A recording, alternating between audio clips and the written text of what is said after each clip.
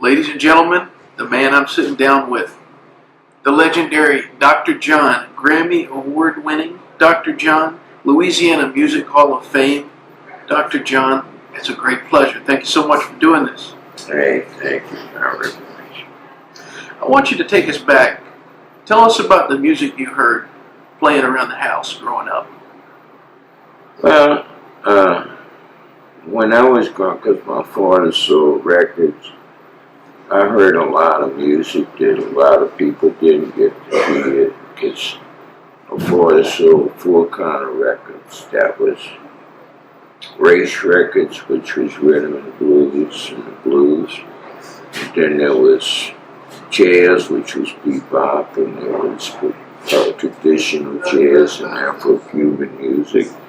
Then there was spiritual music, which was gospel music, and then there was hillbilly music, which was now called country and western music. But that was the four kind of music he sold. And I just was attracted to a lot of, like, basically, I wasn't as crazy about the country and western or the hillbilly, as they called it then, as there was about then. But I loved, I loved Big Joe China and a lot of them kind of people. This was like in the 40s. And it was like, when Big Joe China made Piney Brown, it just made me want to play music. And even though I heard this guy down at the corner joint from where I lived at, they were Bo's boy, and his name was Woo Woo. And he was playing piano in F sharp, and I thought, I'll never get to do that. So I just went on and started guitar. And I was blessed to have great guitar teachers, A.J. Goldman, and I had a guy named Doc Pomus who played with Dave Bartholomew and Fast Domino Band, and then I had a guy named Armstrong. And Roy turned me on to all kind of music I'd never heard before, like flamenco music and a lot of jazz guitar players. And it was like he really took me all over the place with hearing music. It had a big effect on me. I wanted to ask you, you just mentioned a second ago about Fats Domino. Tell us about his influence on you and his importance just in general to American music. It's funny, but Antoine was never as big in New Orleans as Smiley Lewis was. In the city of New Orleans, he wasn't big. I mean, maybe later he got bigger, but early on. But Smiley Lewis was really bigger. And it was weird, because people outside New Orleans always looked at Antoine as being like a big star. But in his own hometown, at least early on, he wasn't considered as big as Smiley Lewis. But Dave Bartholomew produced them both and did a great job with both of them. And they both made great records. But Antoine, that first record he had, The Fat Man, which was a twisted out version of the Junkie Blues, but it was a great record, and he made it into his own story. And I thought it was kind of cool, but it was came out of a Champion Jack Dupree song, who was also from One Night More in New Orleans. I love cats like that, There have been so many artists that you recorded with or performed with, everybody from, the Black Keys band member, Harry Connick Jr., when you recorded that, Do You Know What It Means to Miss New Orleans? Can you think of an artist that's been the most fun for you to work with? Well, I liked some of the stuff I did with Aretha. I liked some of the stuff I did with Dolly Parton. I liked some stuff I did with all kind of different artists. And you know, but I love playing music, and I used to love, like, my old partner, Hugh McCracken, just passed away yesterday. And he used to get me on sessions and with, like, with Donny Hathaway and what was it, girl he used to make duets with? Talking about Roberta Flack? Yeah, Roberta and Donny. And Hugh McCracken sent me on some sessions with them, and to go play with Cornell Dupree, who was then like studio guitar player plus and all. But it was a good time, you know. And I always remember one session because Roberta was getting some kind of clothes for a birthday party or something, and she looked like she had a birthday present on her head, and I was trying not to laugh, and Cornell Dupree is telling me all this stuff to make me laugh. Just blew the whole deal. But that's what we all did for fun back in them days, you know. But it was all good stuff, you know. But I had a lot of fun doing every one of them sessions I used to do.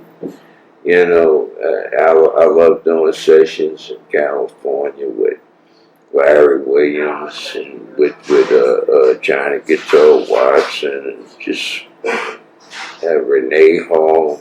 I mean, Renee was a ball when I was in California, because he was like, man, not only did he arrange Change Is Gonna Come for Sam Cooke, but he did a lot of other great records. And he was just a special guy, and he happened to be from Thibodaux, Louisiana, but he was like part of things that when I got to California, like Girl Palmer was out there, and Players Johnson and his brother Ray Johnson, who wrote tons of early doo-wop records.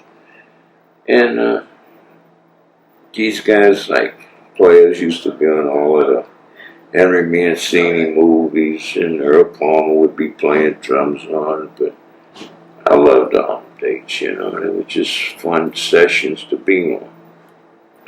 What about some of the modern acts and the modern artists? Is there anyone that you'd really like to work with?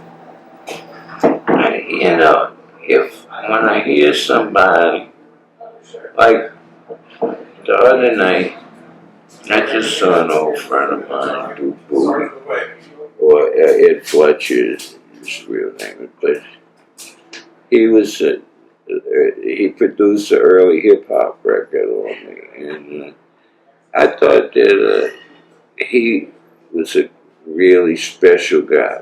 But since then, there's been a lot of youngsters that's coming up in that direction. That's something different. Mm-hmm. But I was amazed, like, there was guys in New Orleans that I knew from when they were kids. And one of them I tried to get him on a record to do with Dave Bartholomew and myself.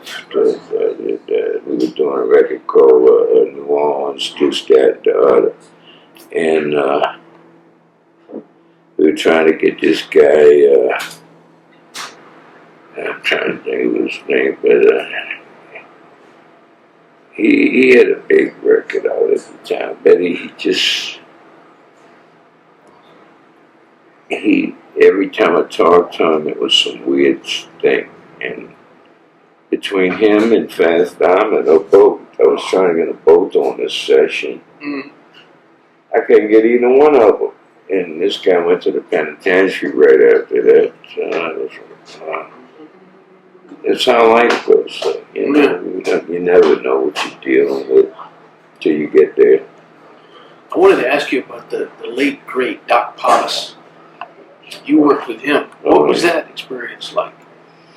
I wrote a gang and a half of songs with Doc. I guess we wrote probably 1,000, 1,500 songs. I don't even know. But we wrote a lot of songs together. And it was, Doc was a special guy to write with.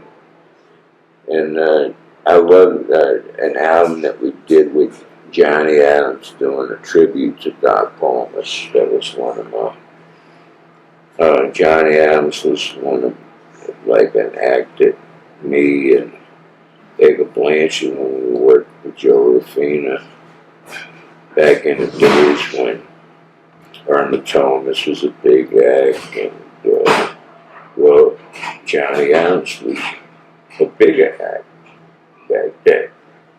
Irma got bigger later, but at the time, but Johnny got, did real good, and but Barry Gordy came in to buy one of his records, and my boss, Joe Rufina, didn't know who he was, and so did Barry Gordy.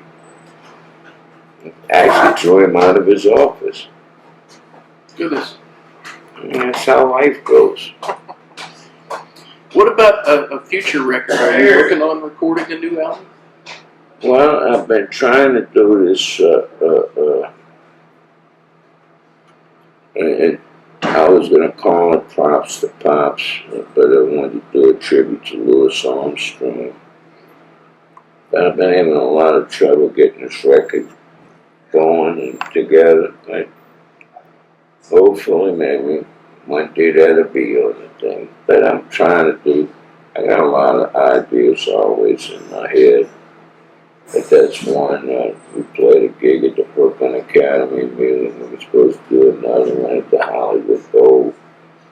But I want to just do a separated record from that, you know. Tell us about the significance of Louis Armstrong on American music. Well, I think he was the only ambassador to the world they ever had from the United States. And when I signed up with Joe Blazer in 1967, same year B.B. King signed ready, that we both had a good connection. And I wish I had listened to Joe Blazer. I'd probably be scoring movies and doing and making commercials more than I ever did. But he was into all of that, and I missed my shot at it big time.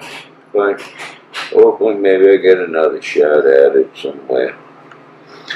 I wanted to ask you about Sarah Morrow, the musical director for your band. How did you come to meet her?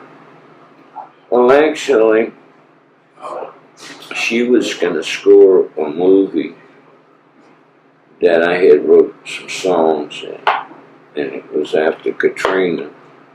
But it was like a little movie that they were going to show, and it was called Napoleonic, about Louisiana's Napoleonic Code of Justice.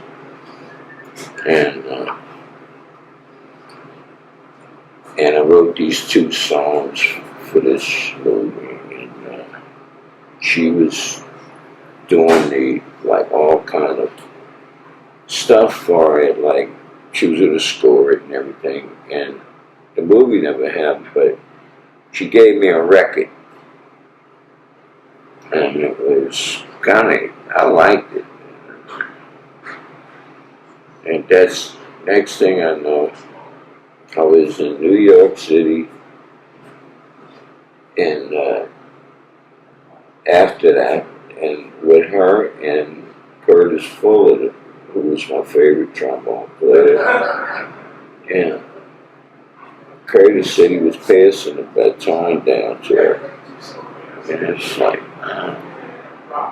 favorite trombone player just passed the baton down to her, and that really moved me, and stuff like that. touches my spirit. Yeah. What is the best thing about being Dr. John? I don't know, I just look at it like, I guess that I've lived this long and stayed breathing. It's important to me. And I don't know what's real important about it beyond that, but that's how I look at it. For anyone who's watching this, for anyone who's listening to this, what do you want to say to the audience? Well, you gotta be in season, all in order to catch the right season when it comes. You gotta be in all in. My last question. So who is Dr. John? It's a good question. I listen, I could say a lot of things, but I would say it's me. Mac rapping that, alias Dr. John, whatever way you want to take it. That's who my middle name is Alpha John Michael Crow rapping that. What does that all mean? That's my name. But my second name is John. Synonymous with a good time. Hey, you know what? Since I was a kid, I was blessed with listening. I used to stay up all night listening to all the hip radio shows in New Orleans when I was a kid. And I don't even get to listen to the radio so much. I get to hear, like my friend Chuck O'Dell came by the gate the other night. I haven't even heard his new record yet. Stuff like that. That's weird, Yeah. And he lives somewhere around Maconga, as we used to call it, in Macon, GA, right? Yeah. That's what we used to call it. But I love playing music, and that's the main thing. It's the only thing I know how to do anyway. Yeah. Well, thanks so much. Been a pleasure to talk to you. Yeah, have a blessed night. Same to you. Quick question. Your all-time favorite meal? Oh, I love to eat squirrels. I love squirrel brains. It's a delicacy to me. I love to eat squirrels. All right. Thanks so much. Boo-bop-a-ree, boo-bop-a-shy, a keen appetite like zig-a-bop-boo, ticket-con, dig-it-bop-ta-go-leggy, yeah, nakashita-boy, suddenly walk-a-chig-along, take on some camp top doodly, ba-dee-ka-ba-dee-chee-chee-ka-mung, goodbye.